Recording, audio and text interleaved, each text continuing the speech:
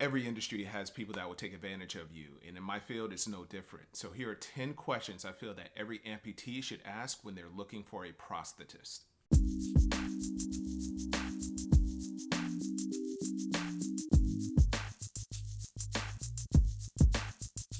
What's up, everyone? Wu Bo here, and we're going to talk about those 10 questions. But before we get started, make sure you hit that like button. Remember, every time you hit that like button below, you help support my page and allow for me to keep sharing this information out there to those who need it.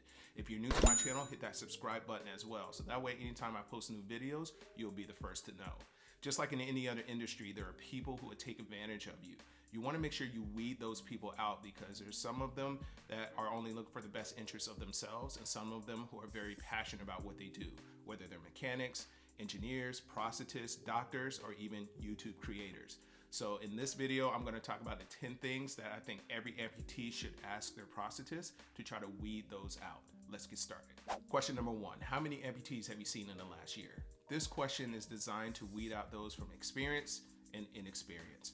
So if you see someone that's seen less, I would say than 10 in the last year, I would say they're more on the inexperienced side. Someone who's seen more than 10, 20, or 30, that's someone who's very experienced.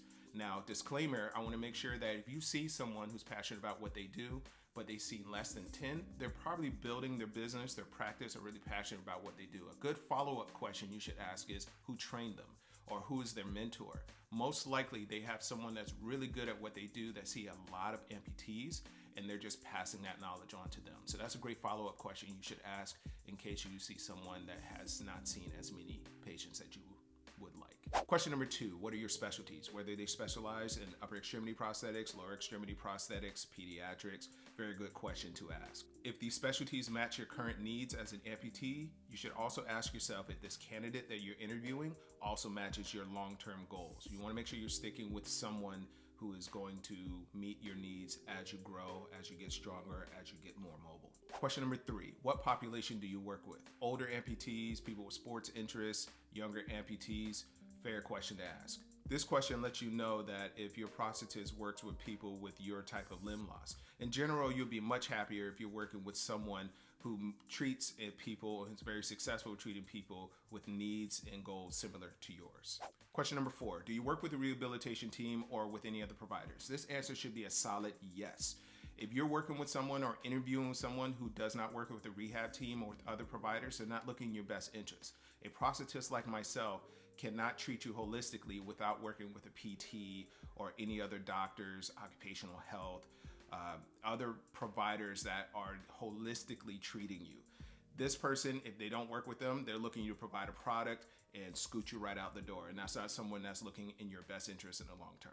Question number 5, do you work with a PT who's experienced in treating amputees with my kind of condition or with this kind of prosthesis? This should be a flat out yes as well.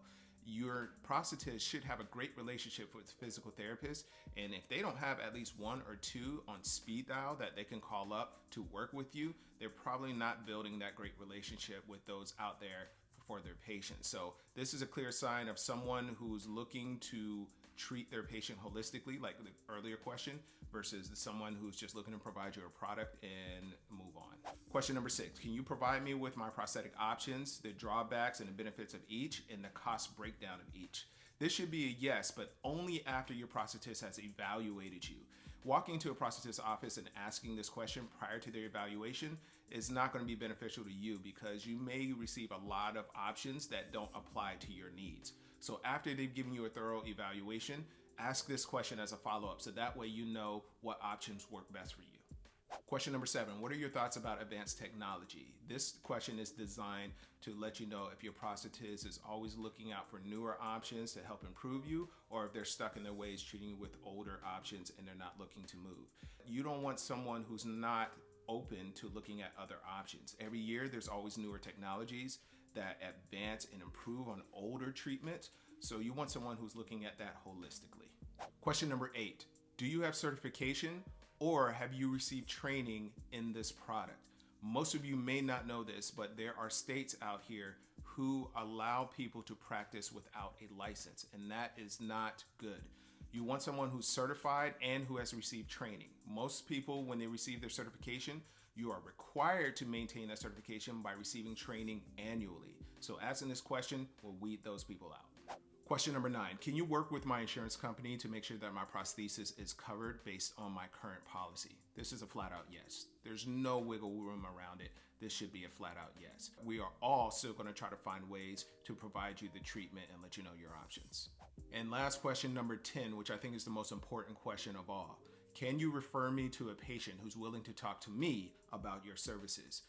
This one is going to weed out the worst practitioners because our jobs is to build relationships with our patients.